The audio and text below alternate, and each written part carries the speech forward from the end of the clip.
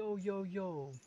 I was 3 years old nang ikaw ay na-meet na pahanga ako sa taglay mong bait. Ikaw ang guest ko sa tuwing birthday. Maging sa room ko, ikaw ang display. Di ka na nawala sa alaala. Ikaw lang talaga at walang kagaya. Ikaw ang gusto ng mga friends ko at di ko alam pati parents ko. Ano ba ang meron ka na wala sa iba at napapangiti pag nakita ka na sa mga poster at maging sa TV. Inaabangan ang iyong movie. Bata pa ako noon nang maramdaman ko to.